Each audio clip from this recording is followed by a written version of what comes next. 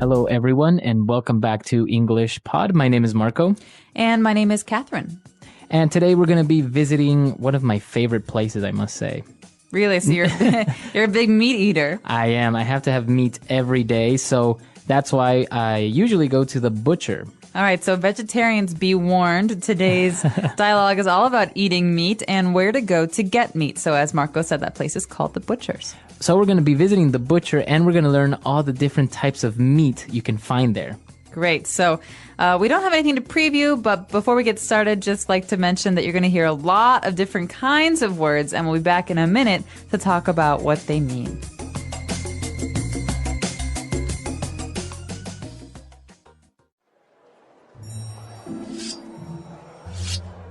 Hi, what can I get for you? I'd like half a pound of ground beef, please. Good choice. Our ground beef is extra lean, if you know what I mean. Could I also have half a dozen pork chops and 2 pounds of boneless chicken breast? No chicken breasts at the moment, but we have some nice chicken thighs. No, that won't do. I'll take this smoked ham you have here. Okay. Is there anything else? Is this salami and bologna you have here? Yes. It's very fine meat. Made it myself. Sounds good. Okay, that's it. Wait. We have T-bone, ribeye, and sirloin steaks. They are very fresh. Just came from the slaughterhouse. No, that's okay, really. I think that's all for today. Okay, that'll be $34.50. All right, we're back. So this butcher was kind of creepy in the beginning. Very creepy in the beginning. I think that's usually the conception that you have of butchers because they always have a knife and they're always covered in blood, but it's not human blood. Right, like the movie Sweeney Todd. Did you see that? Yeah, like Sweeney Todd. Butcher of Fleet Street. But we actually took a look at a lot of different types of meat that the woman was ordering. So why don't we take a look at these now in Language Takeaway? Language takeaway. Okay, so the first is a classic cut. This is something that we had at my house about once a week growing up. It's called a pork chop. Pork chop. Mm-hmm. So a pork chop comes from the animal, the pork or pig. Yeah, well, we actually don't say pork to mean the animal. Pork just means the kind of meat that comes from a pig. So big difference there. When we're talking about food, we say pork. Oh, wow. And what about a pork chop? So what exactly is that? Chop is usually just on the bone, and oftentimes it's fried. Or baked, I guess. But it's just a piece of pork on the bone, and a chop. You just imagine a knife chopping something. All right, so a pork chop, very good. And after pork chops, we were ordering some ground beef. All right, so ground beef is another important one. Ground beef is beef that's been chopped up and pushed through a machine that kind of pushes it out in very, very small bits and pieces. Okay. There's no bones. So ground comes from the verb to grind. Mm-hmm. So to grind up meat, to make it very, very small pieces. Right, so if you want to make a spaghetti bolognese, the kind of beef you use is ground beef, or even hamburgers. Oh, yeah, exactly. So ground beef, you ground up beef. What other things would you grind? Oh, you could grind your teeth. You can grind. Some people do that when they're sleeping. They grind their teeth. You can grind, you have pepper grinders. You know, peppers sometimes come in balls. And you have to grind them to make them smaller and broken down. Very good. So that's ground beef, and from the verb to grind. Now we are buying some boneless chicken breasts. All right, so boneless, as you have guessed, means without bones. Mm-hmm. And chicken breasts are usually just a really nice, juicy, kind of tender cut of meat from the chicken, from the kind of underside of the chicken, where obviously yeah, they have it. It's not a wing. It's not a leg. It's just a chicken breast. All right. So boneless chicken breast. Now, usually it is boneless, right, when you buy it at the supermarket. Yeah. Mm-hmm. Next up, we've got some classic deli counter favorites. These are our cold cuts. All right. So cold cuts. Now, this means that they are cold? Oh, well, yeah, they're cold. But I think cold cuts, the most important thing to remember here is that they're mostly like kinds of salami or cured meats. So these are salt cured or they're dried meats. And you usually have them on sandwiches. So like a salami sandwich. So like cured meat, you mean that meat hasn't been cooked? Oh, no, it's not been cooked, but it's treated in a way that allows it to last for a very long time. All right, so they look like long tubes of meat. Or they look very dry. So Look very dry, like all beef right. jerky, for example. All right, so cured meat. Now, for example, we have salami and bologna. Bologna. Now, it's interesting because bologna is actually spelled Bologna. So you would say Bologna or something like that. Well, I think it comes from the Italian Bologna. All right. But it's definitely a change that happened in the English language when it came over from Italy. But bologna is a kind of meat it's got a very funny looking name. Yeah, see, you're more sophisticated than I am. That's why you know this difference. I between just speak salami. Italian, so no. All right, so you have salami, bologna, and Pastrami. What about ham? Is that considered a cold cut? You can have ham in the cold cut section because ham sometimes comes in tubes that you slice. But ham is also just a normal kind of pork. But ham is cured, Like a smoked ham. Exactly. All or right. smoked turkey, one of my favorites. Very good. And now moving on from the cold cuts, we're going to concentrate on steaks. Ooh, steaks. So there are 1,000 kinds of steaks in this world, and every city seems to have its own kind. But here we're only looking at 3, the first of which is the T-bone. All right, the T-bone steak, I think, is one of the most popular ones. Definitely. It's a steak that's pretty big, right? Yeah, well, yeah, it can be. And it has a bone inside that looks like a T. All right. So you're saying, Marco, that the T-bone is named after the shape and the look of this steak. Yeah, T-bone steak. All right. And as well as our next one is also a rib eye. Okay, so the rib eye, I think, actually has a piece of the rib in it. So the rib is the bone, and there's a circle, which is kind of the piece of meat is sliced off the rib, and the circle is actually part of that rib. So there's a little bit of bone in it, but it's not as bony as the T-bone. Right. So it does have one small bone that kind of looks like an eye because you can see through it. And our next steak has no bone and is the most tender and the best steak you can have, sirloin steak. So I think the sirloin is definitely the most expensive if you're in a restaurant. Definitely the most tender, I think, of all those delicious. kind of cuts. And usually you can have like a big sirloin steak, like a half a kilo, like a 400-gram sirloin steak. I had a friend who ate a full kilo Really? sirloin steak. Yeah. Wow. Is it a competition or? No, there's a kind of steak called la bistecca alla fiorentina in Italy. It's the Florentine beef steak, and it can be about a kilo of meat. Wow. Yeah. I bet you can't even move after that. No, you fall asleep with your head in your soup on the table. All right, so that's all the meat-related words that we have for you today. So why don't we move on now to Fluency Builder, where we're going to take a look at some of the phrases in this dialogue. Fluency Builder. We're going to look at the phrases, if you know what I mean. If you know what I mean. Now, I love this phrase, if you know what I mean. I do know what you mean. Well, it's I weird. like it too. So you can use it for sarcasm, Yeah. right? Or you can use it to kind of insinuate something, right? Exactly. Yeah. So here's what you're saying. You're saying there's a double meaning in what I want to say. So there's 2 things I could say, and I'm not going to say it outright, but this thing that we can't really say. So, for example, we can say, She likes to go out, if you know what I mean. all right, so you're insinuating that not only does she like to go out, but maybe Maybe she goes out a lot. a lot, or maybe she gets drunk or something like that. Yeah. So it's kind of like a double meaning, but you're trying to be subtle. Yeah, but it's not so subtle because you're actually saying, like, this is not what I mean. Or, she's eating for 2, if you know what I mean. Oh, there we go. So you're insinuating that, well, you're not really insinuating, you're telling me that. She's pregnant. pregnant. Eating for 2 is a common idiom in English that means that a woman, is going to have a baby. So here I'm saying, hey, do you know this idiom? She's eating for 2, if you know what I mean. Right. Wink, wink, wink. Wink, wink. So now, why don't we take a look at some other examples of how we could use if you know what I mean in different circumstances when you're trying to insinuate something. Example 1. She's eating for two now, if you know what I mean. Example 2. Tim hit a home run today, if you know what I mean. Example 3. Jim and Laura are going their separate ways, if you know what I mean.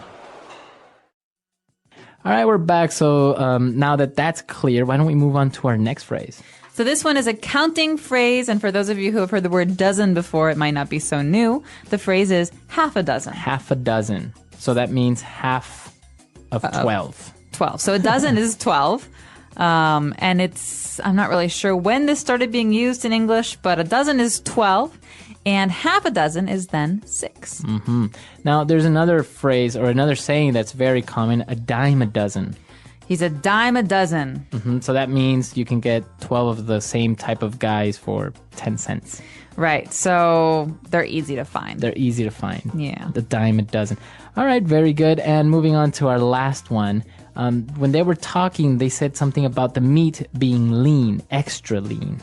Okay, lean, this does not mean lean on a door. Right. This is not like resting on something. This is actually a kind of way to describe food. Mm-hmm. And so food is lean if it's not got much fat. It's not fatty. Okay, so if it's lean, it doesn't have much fat. Exactly. So I prefer to eat lean meats. So I often eat birds and poultry. So chicken, I like it pretty lean. And if it's got fat on it, I'll cut the fat off. Oh, okay, like the skin. Mm-hmm. The skin is fat, right? Yeah. All right, so you can have lean beef. It doesn't have much fat around it. Yeah, and in America, actually, on the packages at the supermarket, it often says the percentage of meat that you have. So it's 95% lean or 98% lean. So that means you have 3% fat in there. Exactly. Or 2. Or 2%. My math skills are amazing. All right, so now that we've finished with all of these words on Fluency Builder, let's take a look at our dialogue for the last time.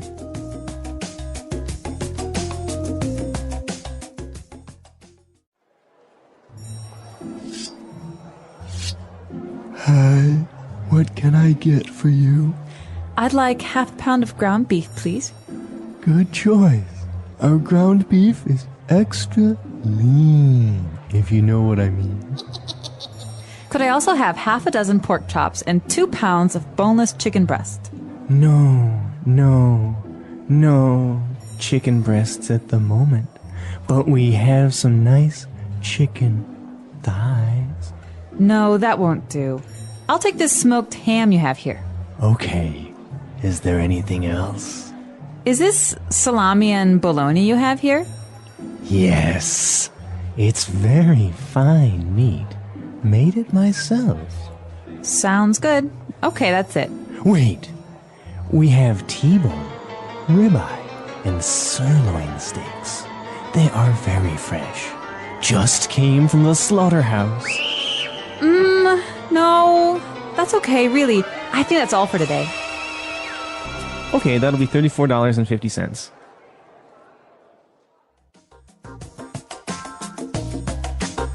All right, we're back. So, Catherine, are you a big beef or meat eater? Definitely am. It helps that my partner in crime is from Kansas City, and they have the best, among the best steaks in our entire country in Kansas City. Yeah. Wow. I actually miss, there was, back in California, we had the $6 burger from Carl's Jr. It was just basically beef, bacon, cheese. It was just like this huge burger with full of meat and obviously a lot of calories. Oh, yeah. But it was delicious. In Ecuador, we are very used to having some meat product every day with our food. Yeah, well, it's the same in the Midwest, actually, from where we're from. It's the same in the Midwest because people in the Midwest generally think that if you're not eating meat, then what are you eating? Bread? Right. Corn? Yeah. So meat is considered a healthy part of the day, and you definitely eat it with your meals. Yeah, and I'm sure our vegetarian listeners might not appreciate this, but it's just kind of different diets. Some people eat, for example, rice every day. Mm-hmm. So where in other countries you wouldn't really have rice every day. Or, for example, when I was in Chile, I had a lot of potatoes. Really? A lot of potato. Have you ever had an Argentine steak? I hear they have the best beef in the world. They are not only delicious, but they are very inexpensive, and it's amazing. You can have a complete steak buffet for like, I don't know, I can't even remember, but it was just, I sat there for 3 hours and couldn't move and kept eating. Yeah, is it true you can eat it with a spoon? It's so soft? Some of the meat is very, very tender, and not if it's grilled, you can't really do that, but in other preparations, it's almost like that. With a nice butter sauce. And some, herbs.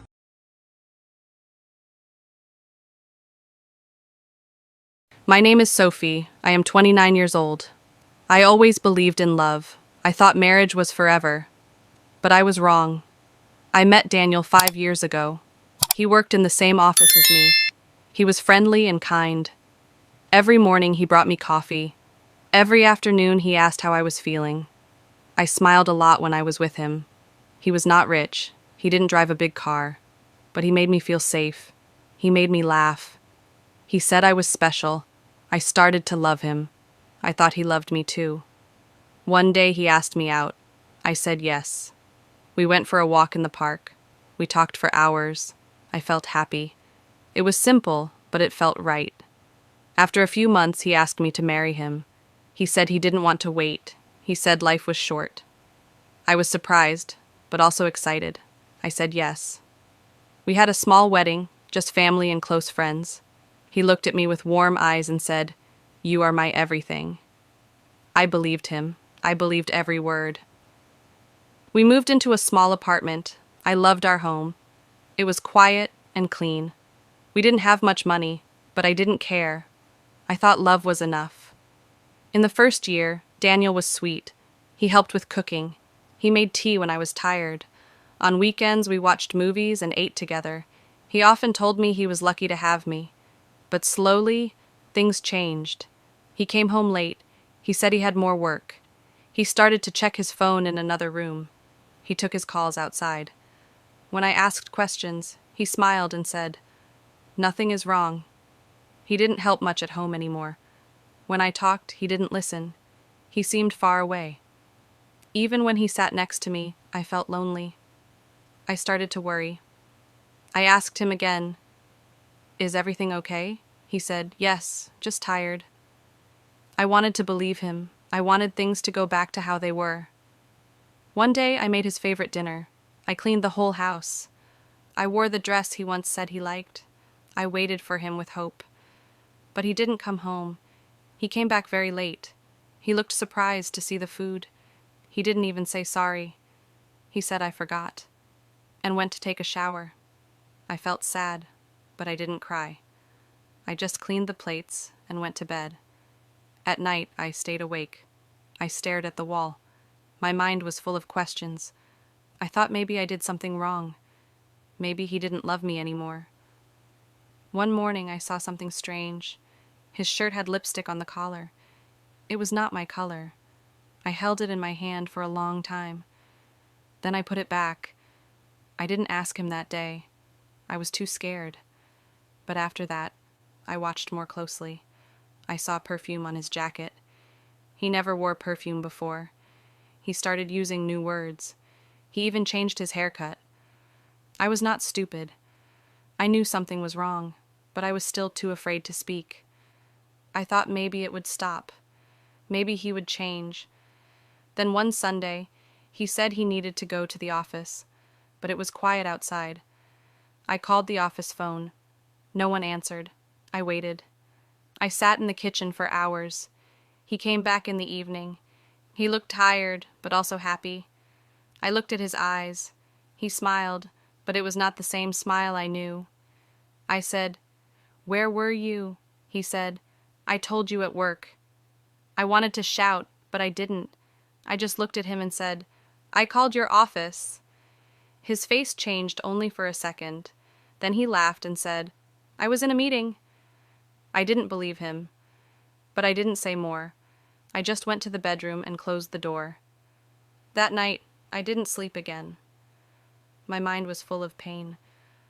I thought about our first days, the walks, the tea, the small jokes. I missed those days. I missed the man I married. The next day, I took a walk alone. I walked to the park where we had our first date. I sat on a bench and watched the people. I saw couples holding hands. I saw children playing. I felt like I was the only person there without love. I didn't want to tell anyone. I didn't want to tell my friends. I didn't want my parents to worry. I just wanted the truth. When I went back home, Daniel was watching TV. He smiled and asked, "How was your walk?" I looked at him and said, "I know you are hiding something." He looked surprised. Then he said, "What do you mean?" I said, "You are not the same. You don't look at me like before. You lie about work. You smell different. I saw lipstick on your shirt." He didn't answer for a moment. Then he stood up and said, "I think you're tired. You think too much." He left the room. I sat there. My hands were cold. My eyes were dry. I didn't want to cry anymore. I wanted answers. That night, I waited until he fell asleep. Then I took his phone. I didn't want to do it, but I had to know. I looked at his messages. What I saw broke my heart. There were many messages from one woman. Her name was Rachel. She called him my love. She sent him photos. She asked him when he would see her again. He told her, "Soon my wife does not know." I stared at those words again and again. My wife does not know. He lied to me every single day. He told me he loved me, but he was with someone else. I put the phone back. I sat on the floor. I covered my face, but I did not cry. I just sat there in silence. That night I did not sleep. I watched the sky turn dark. I watched it turn light again. And I knew something had to change. Before I share the rest of my story, I need to know, where are you listening from? Knowing someone hears me, understands me, gives me strength. The next morning, I made tea. I put 2 cups on the table. Daniel came into the kitchen. He said, "Good morning." I did not smile. I looked at his face. He sat down and drank his tea. I asked, "Who is Rachel?" He looked at me. His face changed. He said, "Why are you asking?" I said, "I saw your phone." He was quiet. Then he said, "It was nothing." I said, "Please tell me the truth." He stood up. He said, "It is a small thing. I made a mistake." I asked, "Do you love her?" He did not speak. He looked at the floor. Then he said, "I don't know." I felt cold. I looked at my cup. My hands were still. I said, "You lied to me." He said, "I did not want to hurt you." I said, "But you did hurt me." Then he took his bag and left the house. I sat alone. I did not cry. I felt tired. I looked at the door. He was gone. The house was quiet. I cleaned the cups. Then I went to the bedroom. I sat on the bed. I looked at the window. I asked myself many questions. Why did he lie? When did he start? What did I do wrong? In the evening, he came home. He said, "Can we talk?" I said, "Talk about what?" He said, "I want to fix this." I looked at him. "You were happy with her?" I said, "No." He said, "It was just talking." I looked at him. I said, "You sent her pictures. You called her my love. That is not just talking." He looked down. He said, "I know. I am sorry." That night, I slept in the other room. I closed the door. I did not want to see his face. I turned off the light. I looked at the wall. My heart felt heavy, but I stayed calm. In the morning, I left the house. I went to see my friend Emma. She opened the door. She said, "Are you okay?" I said, "No, I need to talk." We sat in her kitchen. I told her everything. I said he has another woman. Her name is Rachel. I saw the messages. Emma was quiet. She gave me a cup of tea. She said, "You did not do anything wrong." I looked at my hands. They were shaking. I said, "I don't know what to do." Emma said, "Come stay here for a few days." I said, "Okay, thank you." I went back home in the afternoon. Daniel was not there. I packed my clothes. I took my phone. I took my bag. I looked around the room. It was quiet. I put my house key on the table. Then I left. I stayed at Emma's house. I slept in her small room. It was warm and clean. She gave me food. She let me rest. She did not ask too many questions. I was thankful. Daniel sent many messages. He said, "Please talk to me." He said, "I am sorry." He said, I miss you. But I did not reply. I was not ready. After 3 days, he called me. I did not answer. Then he sent one more message. It said, I ended things with Rachel. Please come back. I read the message, but I did not believe it. I remembered his face when I asked him the truth. He did not say sorry right away. He did not stop until I saw the messages. He did not love me the way I loved him. One day I went back to the apartment. Daniel was not home. I opened the door. I took more clothes. I took my books. I saw a photo of us on the wall. We looked happy in the photo, but it was not real. He was not honest. I put the photo in a drawer. I closed it. Then I left again. I did not cry. I did not wait. I walked slowly down the stairs. I walked outside. I took a deep breath. The air was cold, but I felt free. At night, I sat on Emma's couch. I drank warm tea. I looked at the sky from the window. I saw the stars. I felt sad, but also strong. I knew he would send more messages. I knew he would say more words, but I was not going back. The next morning, Daniel called again. He said, Can we meet? I said, No, I need time. He said, I will wait. I did not answer. Emma smiled at me. She said, You are brave. I said, No, I am just tired. She said, You are still strong. I started to help around the house. I helped cook. I helped clean. I looked for a small place to stay. Emma said, You can stay here more. I said, Thank you, but I want my own room. I found a small flat near her house. It had one bed, one table, and a small kitchen. I moved in. It was quiet. I liked the quiet. I bought new sheets. I made tea every morning. I read simple books. I walked in the park. Daniel still tried to call. He left flowers at my door. He sent new messages. One message said, I am not the same without you. But I said nothing. One day he waited outside my new flat. I saw him from the window. He stood there with a box. He looked around. I closed the curtain. I turned off the light. After some time, he walked away. That night, I felt sad again, but I also felt safe. I made soup. I ate alone. I cleaned the kitchen. I went to bed early. My heart was quiet. I did not know what would happen next. I did not know if I would meet someone new, but I knew this. I did not want to live with lies. I did not want a husband who said I love you to me and someone else at the same time. I woke up early. I opened the window.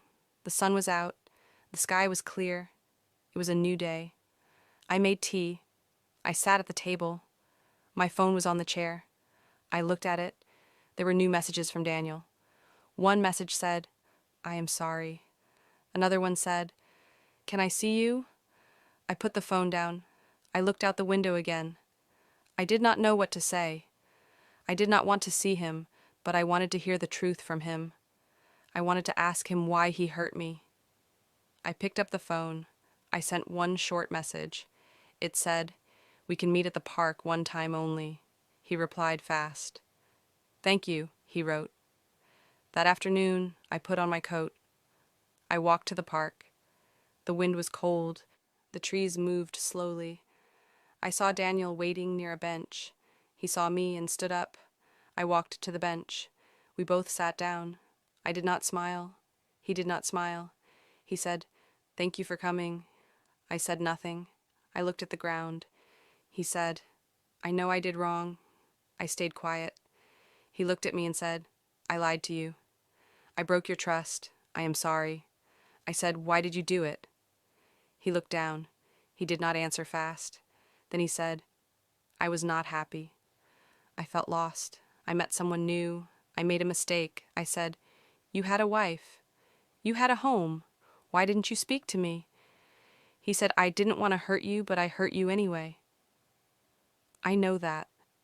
I looked at him. I said, You looked at me every day. You said I love you, but you also said it to her. He said, I ended it. I told her goodbye. I want you back. I shook my head.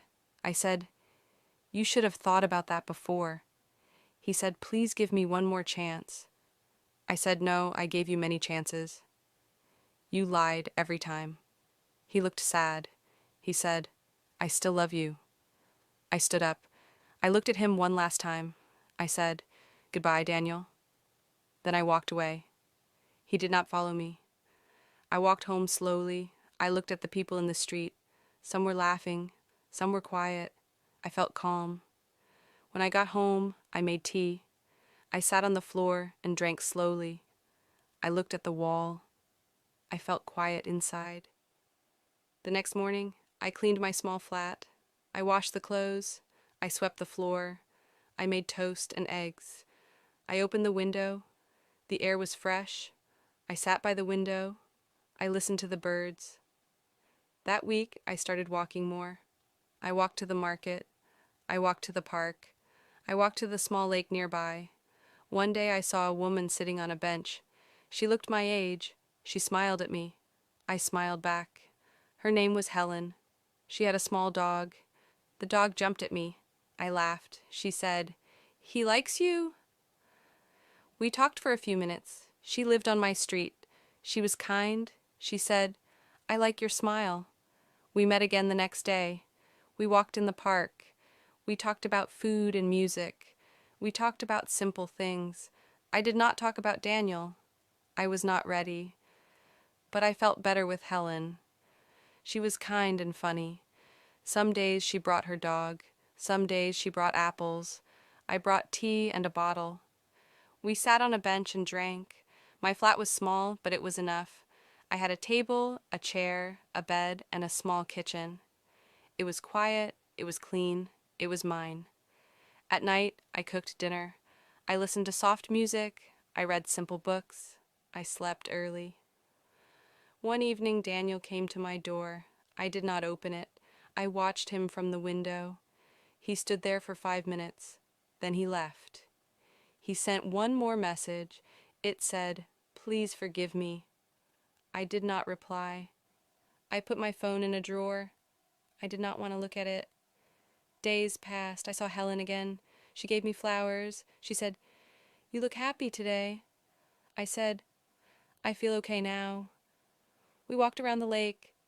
We talked about holidays and seasons. We talked about her dog. She asked, "Are you married?" I said, "I was not now." She looked at me. She said, "I'm sorry." I said, "It's okay." The next day, I bought a plant. I put it near the window. I watered it every morning. It made my room look nice. I started writing new words in a notebook. I wanted to learn new things. I wanted to keep my mind strong. I made a new routine. Wake up early, eat well, clean the house, take a walk, smile when I can. I saw children play outside. I saw old people sit on benches. I saw dogs run on the grass. I felt quiet and safe. One morning, I walked past my old street. I saw the building where I lived with Daniel. I stopped and looked at it just for a minute. Then I walked away. I did not cry. I did not feel angry. I just felt done. That life was over. My new life had started. If this story touched your heart, don't forget to like, comment, and share. More emotional and inspiring stories are coming soon. Hello, everyone, and welcome back to English Pod. My name is Marco. My name is Catherine, and today we're talking about buying clothes. That's right, we're going to go and get some clothes, but on this occasion, we are going to get a suit, and we're going to have it made especially for us. So before we get started, why don't we take a look at one key word that we have in Vocabulary Preview. Vocabulary Preview. Okay, this word makes me think of things that are very rich and soft. It's a fabric, right? That's right, it's a kind of textile. It's called cashmere. Cashmere. So maybe you've heard of cashmere wool. It's a special kind of wool that comes from animals. So this is a textile or a fabric that is commonly used to make pants, nice pants or suits for men. Or scarves or sweaters. You've ever had a cashmere sweater, you know it's very luxurious, very soft. So it can be a little bit expensive depending on the quality, and that's what we're going to be looking at now. We're going to be making a suit out of cashmere. So why don't we listen to our dialogue for the first time? Welcome to Bill's Fabric World. What can I do for you today? I was wondering if you guys also tailor clothes. Sure we do. We have the best tailors in the country. What is it that you need exactly? Well, I'm looking to get a custom-made suit. Excellent. We have the finest cashmeres at affordable prices. How about we get you measured? Let's start off by measuring the width of your shoulders. Now, let's measure the length of your arms and this bit around your neck here. Can you make sure you leave a little extra space in the collar? My neck gets easily irritated. No problem. Now for your pants, let me just measure your waist and the inseam. You might also want to leave a little extra room in the waist area. I tend to gain a few pounds over the holidays. Okay. Now you can pick your fabric and pattern design. Please follow me. So this reminds me of something that people used to do a lot more often. So you go to the tailor and you'd have some clothes made. Most people don't do this anymore. Yeah. Well, it's actually really interesting. Maybe because it's more expensive nowadays, or tailors are harder to find. That's right. So let's learn about the words first and what they mean, and then maybe we can talk about this at the end of today's show.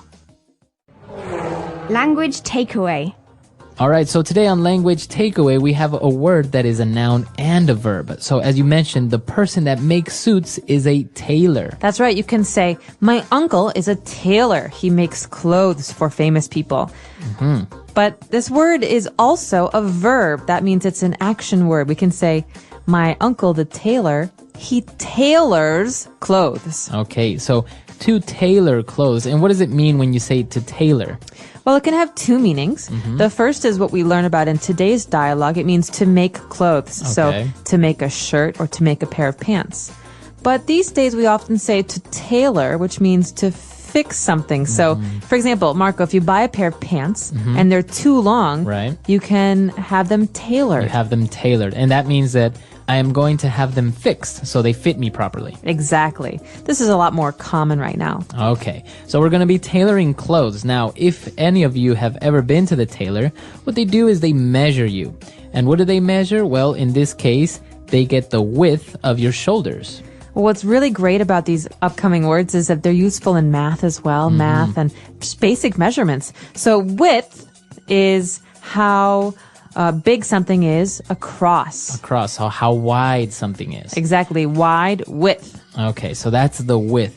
Now, your shoulders, they are wide. And, well, your legs, on the other hand, your legs and arms, you don't measure the width. Usually you measure the length. How long they are. Okay, so width and length. Now, just to throw it in there, this wasn't in the dialogue, but what would be the other measure word? So the third word would be height. So you think of a rectangle, you have the width, how wide something is, the length, how long it is, and the height, how tall it is. How tall it is, right. So width, length, and height. All right. Now that we've measured our arms and legs, now we want to measure our waist. Okay, this is the important one. This is also the sensitive one. If you find out you've gained some weight, we measure the waist. Okay, that's how big you are around your stomach. And so usually we measure this in a circle. Okay. Okay, so you've heard of a 26-inch waist or a 32-inch waist. This is the size of your stomach. Okay. So it's just above your hips, right? As you say, it's your stomach. And, well, we measure the waist, and now in men especially, they measure the inseam. Now, this is very particular for tailors and having suits made. What is the inseam of your pants? Well, think of the word inside. This is the inside of your pants. So from your foot to the middle of your pants where your zipper starts. Okay. So that's not the outside length, it's the inside length, okay? Now, for example, skirts, they don't have inseams, right? No, because there's no inside, there's no middle, right? So it's just like a circle. Okay. But in pants or shorts, you have an inseam. That's where it's connected in the middle. All right. So also in shorts, very interesting. So you can measure the inseam of pants or shorts. All right, so very interesting and particular words for tailors. Why don't we listen to our dialogue again, and we'll be back shortly. Welcome to Bill's Fabric World. What can I do for you today? I was wondering if you guys also tailor clothes. Sure we do. We have the best tailors in the country. What is it that you need exactly? Well, I'm looking to get a custom-made suit. Excellent. We have the finest cashmeres at affordable prices. How about we get you measured? Let's start off by measuring the width of your shoulders. Now, let's measure the length of your arms and this bit around your neck here. Can you make sure you leave a little extra space in the collar? My neck gets easily irritated. No problem. Now for your pants, let me just measure your waist and the inseam. You might also want to leave a little extra room in the waist area. I tend to gain a few pounds over the holidays. Okay. Now you can pick your fabric and pattern design. Please follow me. All right, we're back. So now we have 3 key phrases that we found in this dialogue. So let's take a look at them now in Fluency Builder. Fluency Builder. This first phrase is the topic of today's lesson. Well, we talked a little bit about measurements for a suit, but in particular, we're getting a custom-made suit. Okay, so this word custom-made. Well, custom is important. It means special or unique. There's no other like it. So we could talk about custom cars. That means a car that has been fixed especially for you. Okay, so a custom-made suit would be a suit that was made specifically for your height, for how big your waist is, etc., specifically for you. Right, so a suit that I buy at the department store is just a normal suit, but a suit that I have made for me is a custom-made suit. Okay, and as you said, you can use it for cars, a custom-made car, or maybe, for example, a custom-made kitchen. That means that you get to pick every single part of the kitchen that you want. Many people do that, right? They have custom-built or custom-made homes. Yeah, that's always something I've wanted to do, but I hear that it's much more expensive than getting a normal homemade. All right, so that's the first key phrase. Now, moving on, when we talk about measuring, we say, I measured the length of this street. Right, or let's measure you so we can see how big you are. But if you noticed in the dialogue, we use the passive voice. He says, let's get you measured. Okay, I got measured, or it got measured. To get measured, as you say, is the passive voice. Now, what's the difference between passive and active? All right, so basically what happens here is we are concentrating on the person and the action falling upon you, for example. So, I got measured. What happened to me? I got measured. Who did it? Who measured you? We don't know. We don't know. We don't care, right? All right, the important part is that you were measured. You got measured. But we could have a different phrase. We say, for example, I will measure this table, or he measures the height of the door. And we know he measures. Right. I will measure. We know who the actor is. That means it's active voice because the focus is on who's doing this action. But in passive voice, the important thing is who is receiving the action. Right. Now, it's a little bit complicated because, as you can see, measured is in the past, but we're not really talking about the past, so it may get a little bit complicated. We can take a more in-depth look at that in the community section. You can ask a couple questions. We'll place a couple of examples, but it's kind of hard to get into the grammar over an audio podcast, right? That's true. So that's why we have the practice space on the website. All right. Now, moving on, we have our last phrase. And when he was talking about the waist and how he should leave a little bit of extra room, it's because he tends to gain a few pounds. Okay, so to gain a few pounds is like gaining a kilo. It means to gain weight over the holidays. And in this case, I tend to means I normally or I usually. So, for example, Marco, what do you tend to eat for breakfast? I tend to eat scrambled eggs and a glass of yogurt. That's healthy. Do you tend to run late in the morning? Yes. True. Right? So, tend to, it's a tendency, is what usually happens. It's normal. It's normal. All right, so very interesting phrases, very interesting words. Why don't we listen to our dialogue for the last time? Welcome to Bill's Fabric World. What can I do for you today? I was wondering if you guys also tailor clothes. Sure we do. We have the best tailors in the country. What is it that you need exactly? Well, I'm looking to get a custom-made suit. Excellent. We have the finest cashmeres at affordable prices. How about we get you measured? Let's start off by measuring the width of your shoulders. Now, let's measure the length of your arms and this bit around your neck here. Can you make sure you leave a little extra space in the collar? My neck gets easily irritated. No problem. Now for your pants, let me just measure your waist and the inseam. You might also want to leave a little extra room in the waist area. I tend to gain a few pounds over the holidays. Okay. Now you can pick your fabric and pattern design. Please follow me. All right. So we talked earlier about how most people buy their clothes at a department store or a clothing store. Have you seen much of this? Maybe back in Ecuador it's more common than in America. Yeah, usually people just go to a department store and get suits, for example, but it's actually very common as well because it's kind of in their artisans to be like a shoemaker or to be a tailor. So actually people like it more and go to tailors because they kind of become renowned. Like, oh, he used to make suits for the president. So, people really, really like to get suits made there. And obviously they fit much better. You feel more comfortable. And you look better. Yeah. As I've said before, I see people who buy all these suits. My brother, for example, they never quite fit right. Yeah. You can tell it's a little too big in the shoulders. My brother's tall, so his pants are always a little bit too short. But when you come to a place like China and those people can get these suits made for them, they just look fabulous. It looks very, very nice. Yeah, so maybe you guys can tell us if you've ever had anything tailor-made. Not only guys' suits, but girls also get tailor-made dresses, tailor-made blouses. I always get coats made, actually, because Coats. my shoulders are broad, and so it's hard for me to find coats that fit right. But if I get one custom made, it looks really good. Right. So come to our website, englishpod.com, leave your questions and comments there, and we'll see you guys later. Until next time, guys. Bye. Bye-bye.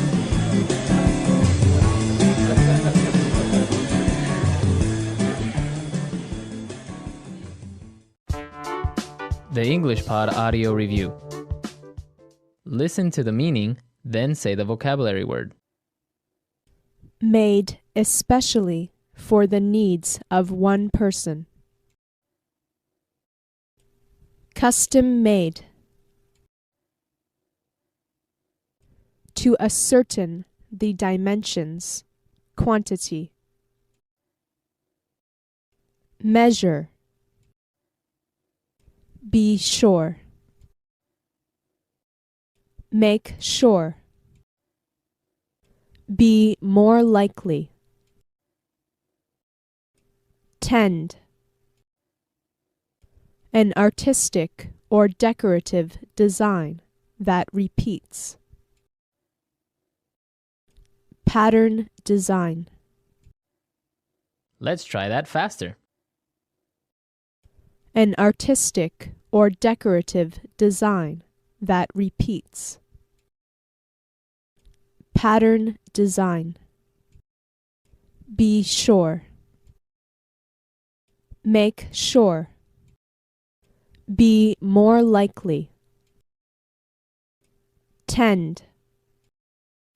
Made especially for the needs of one person. Custom made.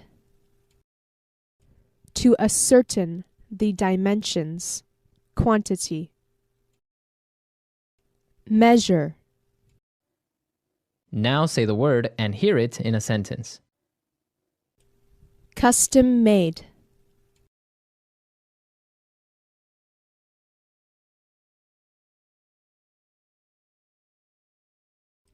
Brad got a custom-made motorcycle. It looks amazing.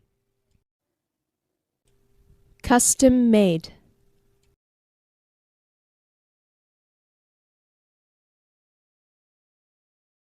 I want to get a custom-made sports car. Custom-made.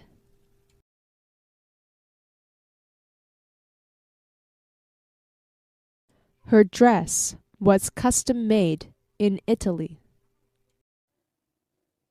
Measure.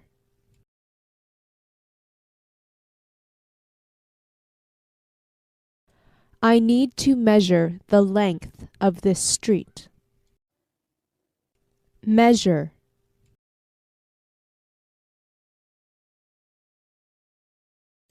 Help me measure the width of this box. Measure.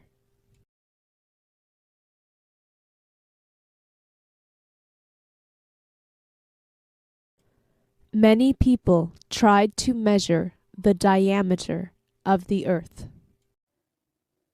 Make sure.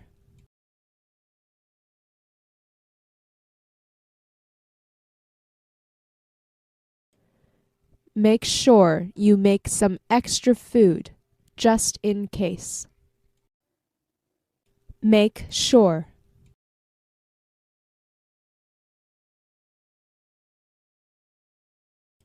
Please make sure you leave the door unlocked.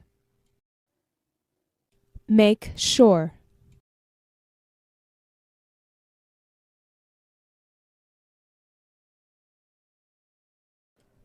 Can you make sure those reports are done by the end of this week? Tend.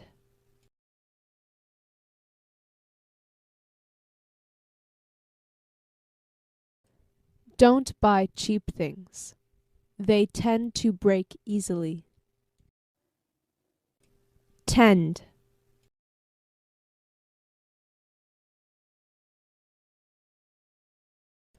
I always tend to forget my keys in my car.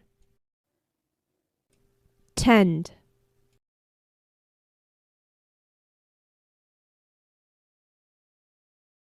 People tend to forget what happened in the past.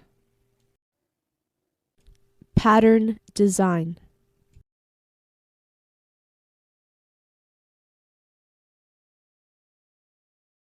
This flower pattern for my dress looks really nice. Pattern design.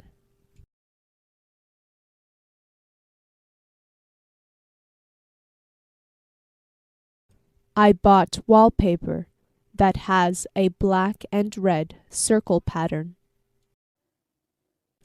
Pattern design.